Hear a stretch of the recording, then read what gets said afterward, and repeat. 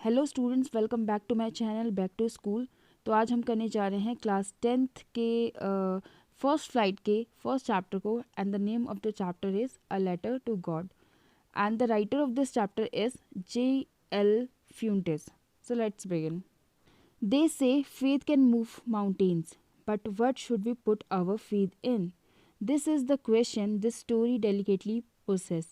Faith का मतलब होता है विश्वास, पोसेस का मतलब होता है कोई चीज़ जो है किसी चीज़ में होना, डेलीकेटली होता है बहुत ही कोमल तरीके से। तो जो विश्वास से पहाड़ भी हिल सकते हैं, बड़े से बड़ा काम भी हो सकता है, लेकिन हमारा विश्वास हमें किस चीज़ में रखना चाहिए, ये स्टोरी में यही क्वेश्चन पूछा गया है। Lencho is a farmer who writes a letter to God when his crop are ruined. Lencho जो कि एक फार्मर है, वो भगवान को एक पत्र लिखता है, एक लेटर लिखता है जब उसकी जो क्रॉप है, फसल है, वो ख़राब हो जाती है। र्यून का मतलब होता है डिस्ट्रॉय हो जाना, ख़राब हो जाना। क्रॉप का मतलब होता है फसल। आस्किंग फॉर 100 पीसोस, और जो लेटर वो भगवान को लिखता है उसमें भगवान जी से वो 100 पीसोस की डिमांड करता है। पीसोस क्या होते हैं? जैसे इंडियन करेंसी क्या है रुपी, वैसे ही पीसो जो है एक करेंसी का नाम है। Does Lencho's letter reach God, क्या लेंचो का लेटर भगवान के पास पहुंचता है? Does God send him the money, क्या भगवान जी उससे पैसे देते हैं? Think what your answers to these questions would be and guess how the story continues before you begin to read. तो आप भी अपना गेस कर सकते हैं कि इस स्टोरी में क्या हुआ होगा। क्या भगवान जी ने लेंचो को पैसे भेजे होंगे या फिर लेंचो ने कहीं और से पैसे अरेंज किए। The house, the only one in the entire valley, sat on the crest of a low hill. हिल का मतलब होता है पहाड़ी, क्रेस्ट होता है सबसे टॉप या फिर अपर पार्ट, वैली होता है घाटी। तो जो घर है लेंचो का वो सबसे पहाड़ी के सबसे ऊपर, सबसे टॉप पार्ट पर है। From this height one could see the river and fields of ripe corn dotted with flowers that always promised a good harvest.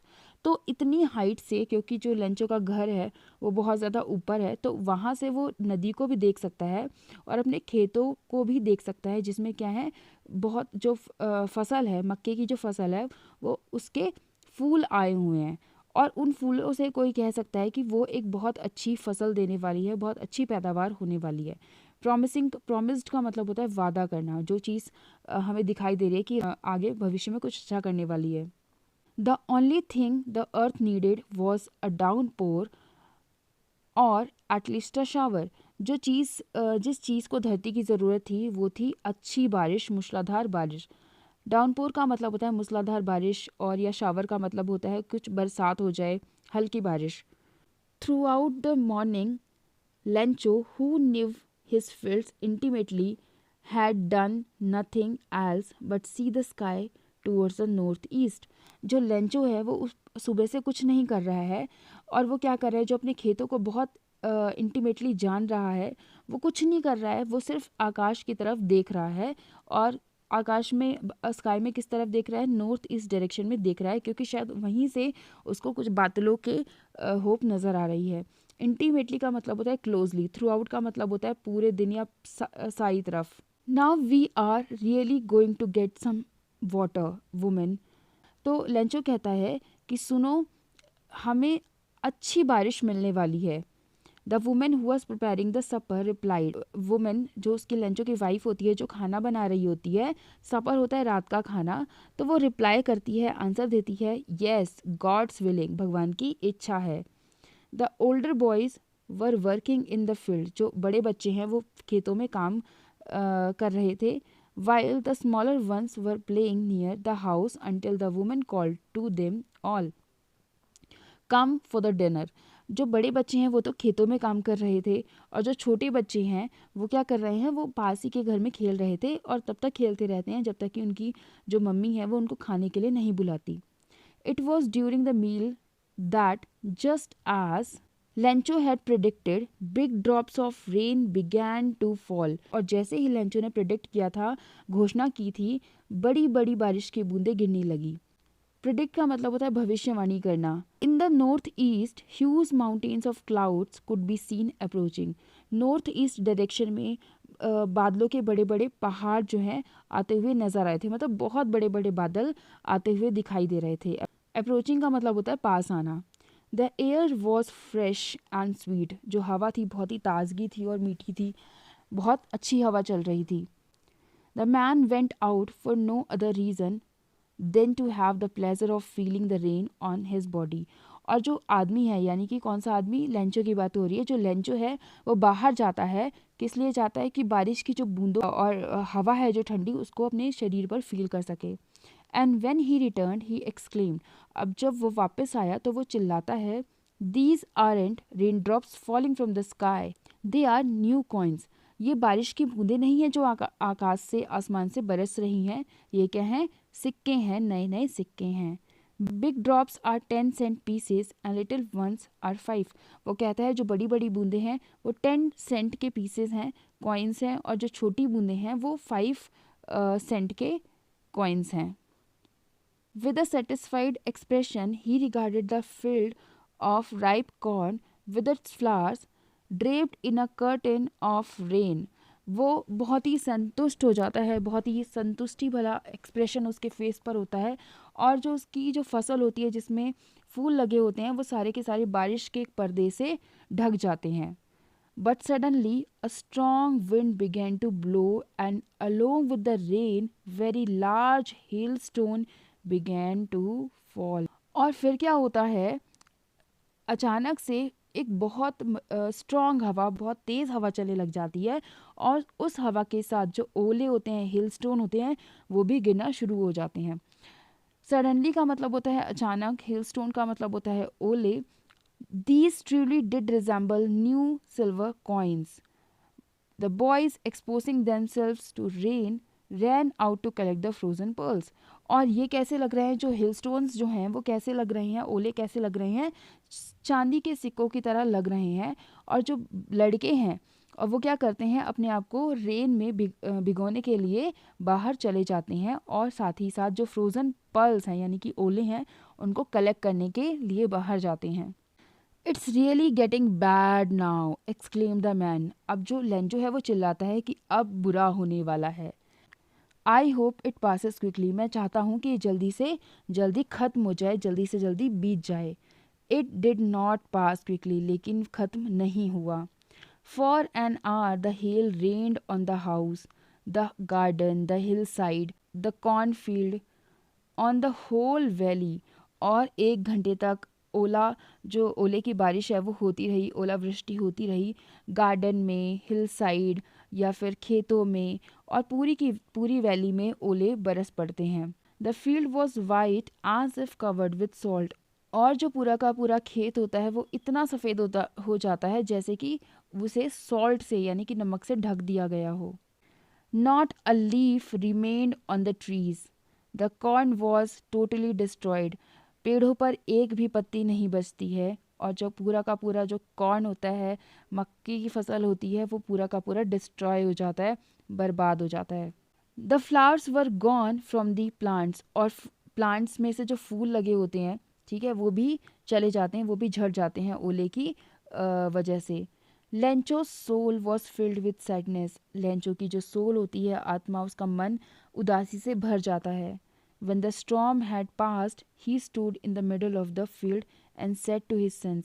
और जब जो स्टॉर्म होता है, तूफ़ान होता है, वो पास हो जाता है, निकल जाता है, यानी कि जब तूफ़ान शांत हो जाता है तो खेत के बीच में खड़े होकर अपने बेटों से कहता है, अ plague of locust would have left more than this, कि अगर पेड़ों में, पौधों में, फसल में अगर बीमारी लग जाती, एक लोकस्ट होता है, एक कीड़ा होता है जो कि पत्तियों को खाता है, तो अगर उसका अटैक भी होता तो उससे भी इससे ज़्यादा जो नुकसान नहीं होता, जो कि बारिश होने से या ओलावृष्टि होने से जो नुकसान हुआ है, इतना ज़्यादा नुकसान तो तब भी नहीं होता। The hell has left nothing, और जो ओले की वजह से जो नुकसान हुआ है उसकी वजह से कुछ भी नहीं बचा। This year we will have no corn, और इस साल हमारी बिल्कुल भी फसल नहीं होगी, बिल्कुल भी अनाज नहीं होगा। That night was a sorrowful one, और वो जो रात थी बहुत ही दुख भरी रात थी। सोरो का मतलब होता है दुखदाई या दुख भरी रात, शोक भरी रात थी। All our work for nothing, there's no one who can help us, कि हमने जो भी काम किया है वो सारा का सारा बेकार हो गया है, उसका कोई फ़ायदा नहीं हुआ।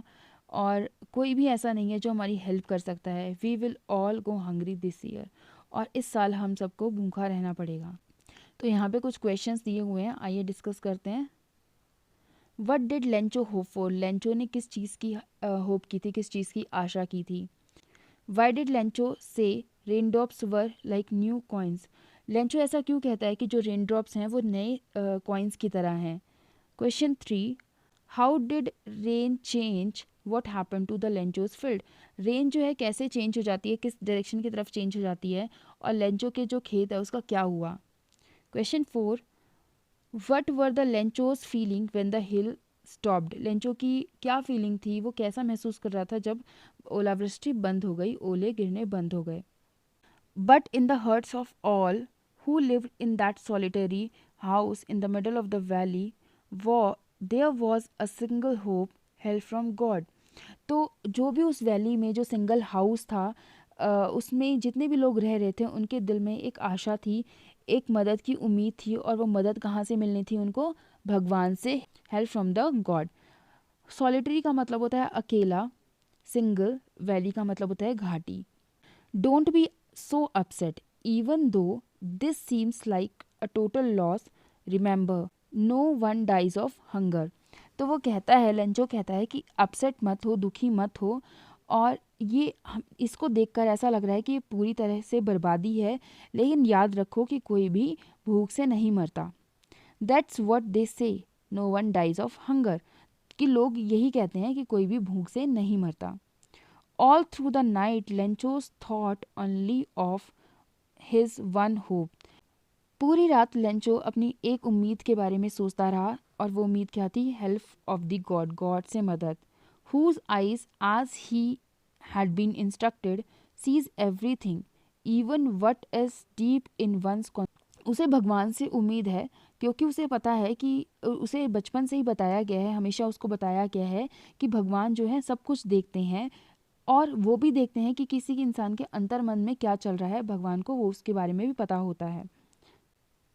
Lencho was an ox of man working like an animal in the fields but still he knew how to write, और जो लेंचो है वो एक बैल की तरह पूरे खेतों में काम करता रहता है, एनिमल्स की तरह, जानवरों की तरह काम करता रहता है, लेकिन उसको पता है कि लिखते कैसे हैं, यानी कि लिखना वो जानता है। The following Sunday at daybreak he began to write a letter which he himself would carry to town and place in the mail, आने वाले संडे को जब जैसे ही सुबह होती है तो लेंचो है एक लेटर लिखना शुरू करता है, और उस लेटर को वो टाउन जाकर, यानी कि शहर, जो कस्बा है, टाउन का मतलब होता है कस्बा, तो एक पास ही के टाउन में जाकर वहाँ पे जो पोस्ट ऑफिस है वहाँ पे मेल बॉक्स में उसको डाल देता है। It was nothing less than a letter to God, और ये जो है कुछ नहीं होता, मतलब ये क्या होता है, सीधा सीधा भगवान को एक पत्र होता है। God he wrote, if you don't help me my family and I will go hungry this year, वो लिखता है कि भगवान जी अगर आप मेरी मदद नहीं करते तो मैं और मेरा परिवार इस साल भूखा रह जाएगा। I need 100 pesos in order to sow my field again and to live until the crop comes, वो लिखता है कि भगवान मुझे अपना खेत दोबारा बोने के लिए, और जब तक मेरी फसल तैयार नहीं होती तब तक अपना खर्चा चलाने के लिए, अपना जीवन यापन चलाने के लिए मुझे 100 पीसोस की ज़रूरत है। बिकॉज द हेल स्टॉर्म, वो आगे और भी चीज़ें लिखता है। सो का मतलब होता है बोना, हेल स्टॉर्म, ओले के तूफान को हेल स्टॉर्म बोलते हैं। He wrote to God on the envelope, put the letter inside and still troubled went to town. अब वो एनवेलप पे क्या लिखता है, टू गॉड यानी कि भगवान को पत्र लिखता है, और जो लेटर होता है उसको एनवेलप में डालता है, और अभी भी वो परेशान है और कस्बे की तरफ, टाउन की तरफ जाता है। At the post office he placed a stamp on the letter and dropped it into the mail box, और पोस्ट ऑफिस में वो लेटर के ऊपर एक स्टैम्प भी लगाता है और फिर उसको मेल बॉक्स में डाल देता है। ड्रॉप का मतलब होता है डालना। One of the employees who was a postman and also helped eight the post office went to his boss laughing heartily and shoved him the letter to God. एक एम्प्लॉयज़ जिसको वो जो कि पोस्टमैन होता है और जिसको वो लेटर मिलता है वो पोस्ट ऑफिस में अपने बॉस के पास जाता है और बहुत ही हंस रहा होता है, बहुत ज़ोर से हंस रहा होता है, और वो जो लेटर होता है लेंचो का वो उसको दिखाता है। Never in his career as a postman had he known that address. अपने करियर में उसने कभी भी ये एड्रेस नहीं देखा था, नहीं सुना था, जो कि लिखा हुआ था उस लेटर पे, letter to God. The post master a fat amiable, amiable का मतलब होता है मिलनसार, friendly, amiable fellow also broke out laughing, but almost immediately he turned serious and tapped the letter on his desk. Commented, जो post master होता है, जो कि बहुत ही फ्रेंडली और अमीबल पर्सन होता है, मिलनसार पर्सन होता है, लेटर को देखकर वो भी हंसने लग जाता है, लेकिन तुरंत ही वो क्या हो जाता है, सीरियस हो जाता है और उस लेटर को क्या करता है, अपने डेस्क के ऊपर रख देता है। कमेंटेड, और फिर बोलता है, What faith! I wish I had the faith of the man who wrote this letter. वो कहता है कि भगवान के ऊपर कितना ज़्यादा विश्वास है, काश मेरा विश्वास भी इस लेटर लिखने वाले की विश्वास की तरह होता। Starting up a correspondence with the God, और जिसने क्या किया है, भगवान के साथ ही पत्राचार शुरू कर दिया है, भगवान के साथ ही भगवान को ही लेटर लिख दिया है। So, in order not to shake the writer's faith in God, the postmaster came up with an idea. Answer the letter. अब कि लेंचो की जो विश्वास है भगवान में वो ना डगमगाए, वो खराब ना हो, इसलिए पोस्टमास्टर को एक आइडिया आया। उसने कहा कि आंसर द लेटर, जो लेटर है उसका जवाब दिया जाएगा या फिर उसका जवाब दो। But when he opened it, it was evident that to answer it, he needed something more than goodwill, ink and paper. लेकिन जब उसने वो लेटर खोला तो ये बिल्कुल जाहिर था कि उस लेटर का जवाब देने के लिए गुडविल यानी कि अच्छी नीयत, इंक और पेपर के अलावा और भी कुछ चाहिए। But he stuck to his resolution, लेकिन वो अपना जो दृढ़ निश्चय था, रेजोल्यूशन का मतलब होता है दृढ़ निश्चय, स्टक मतलब होता है अडिग रहना या डटे रहना। He asked for money from his employees, he himself gave part of his salary and several friends of his were obliged to give something for an act of charity. तो उसने क्या किया, उस पोस्टमैन ने क्या किया कि उसने अपने एम्प्लॉय से कुछ पैसे मांगे, अपनी सैलरी का कुछ हिस्सा दिया, और बाकी जो उसके फ्रेंड्स थे वो भी मजबूर हो गए कुछ ना कुछ देने के लिए इस चैरिटी, इस अच्छे काम में, इस दया के काम में। It was impossible for him to gather together the 100 pesos, so he was able to send the farmer only a little more than half. Postman के लिए इम्पॉसिबल हो रहा था सब एक साथ मिलकर भी कि वो 100 पीसोस कलेक्ट नहीं कर पाए थे, लेकिन जो भी उन्होंने कलेक्ट किया था आधे से ज़्यादा यानी कि मोर देन 50% जो भी उन्होंने कलेक्ट किया था, उन्होंने डिसाइड किया कि वो अमाउंट फार्मर को भेज देंगे। He put the money in an envelope addressed to Lencho and with it a letter containing only a single word as a signature, God. अब जो भी अमाउंट उन्होंने इकट्ठा किया था वो उन्होंने एक लेटर में डालकर उसमें एक लेटर रख दिया था जो कि भगवान का प्रतीक था। उसमें एक वर्ड था सिर्फ जिसमें लिखा हुआ था God. The following Sunday, Lencho came a bit earlier than usual to ask if there was a letter for him. अब संडे को, अगले संडे लेंचो बहुत ही जल्दी आ गया ये जानने के लिए कि क्या उसके लिए भगवान की तरफ से कोई लेटर आया है। It was the postman himself who handed the letter to him, while the postmaster, experiencing the contentment of a man who has performed a good deed, looked on from his office. जो postman था उसने Lencho को वो letter, भगवान का जो पत्र था वो खुद उसको हैंड ओवर किया, और जो पोस्टमास्टर था वो अपने कैबिन से बहुत ही संतुष्टि भरी फीलिंग के साथ सब कुछ देख रहा था, जिसने अभी अभी क्या किया था, एक बहुत अच्छा काम किया था। कंटेंटमेंट होता है संतुष्टि, डीड का मतलब होता है काम, परफॉर्म्ड का मतलब होता है कुछ करना, ओके, एक्सपीरियंस का मतलब होता है अनुभव करना। तो जो पोस्ट मास्टर होता है वो अपने कैबिन में बैठकर अपने इस संतुष्टि भरे जो काम उसने किया था उसका आनंद ले रहा होता है, उसको एक्सपीरियंस कर रहा होता है।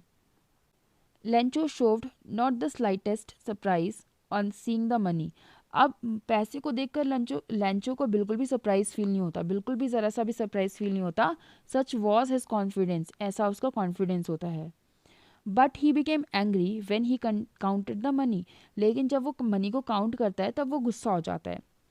God could not have made a mistake, nor could he have denied Lencho what he had requested. तो वो कहता है, वो बोलता है कि भगवान ऐसी गलती नहीं कर सकते और ना ही उसने जो मांगा था उसको डिनाई कर सकते हैं, उसको मना नहीं कर सकते। Immediately Lencho went up to the window to ask for paper and ink. Immediately का मतलब होता है तुरंत, तो तुरंत ही लैंचो विंडो पे जाता है, वहाँ पे पेपर और इंक मांगता है। On the public writing table he started to write, और पब्लिक राइटिंग टेबल जहाँ पे सब लोग लिख सकते हैं अपना लेटर या कोई भी मेल, वहाँ पे जाकर लिखना शुरू करता है। With much wrinkling of his brows, और अपनी बहुएं जो आईब्रोज होते हैं उनको सिकोड़ कर, caused by the effort he had to make to express his ideas. और क्योंकि उसको बहुत सोचना पड़ रहा है तो वो अपनी भौवें सिकोड़ कर लिख रहा होता है। और वो क्या लिखता है? When he finished he went to the window to buy a stamp which he licked and then affixed. और जब वो लेटर ख़त्म कर देता है लिखना, उसके बाद वो विंडो पे जाता है और एक स्टैम्प खरीदता है और उसको लेटर को लिख करके, और फिर उसको क्या करता है, लेटर पे स्टैम्प फिक्स कर देता है, लगा देता है। The envelope with a blow of his fist, और फिर जो है उसको ब्लो मतलब होता है अपने मुट्ठी के वार से स्टैम्प को चिपका देता है। The moment the letter fell into the mail box the post master went to open it. और जैसे ही वो लेंचो मेल बॉक्स में वो लेटर पोस्ट करता है, डालता है, वैसे ही पोस्ट मास्टर उसको ओपन करने के लिए चला जाता है। It said, God, of the money that I asked for only 70 pesos reached me. तो लेटर में लिखता है कि भगवान, जितने पैसे मैंने आपसे कहे थे उसमें से सिर्फ 70 पीसो ही मेरे पास पहुंच पाए हैं। सेंड मी द रेस्ट, और जो बाकी हैं वो मुझे दे दीजिए। सिंस आई नीड इट, क्योंकि मुझे उसकी ज़रूरत है बहुत ज़्यादा। Since I need it very much.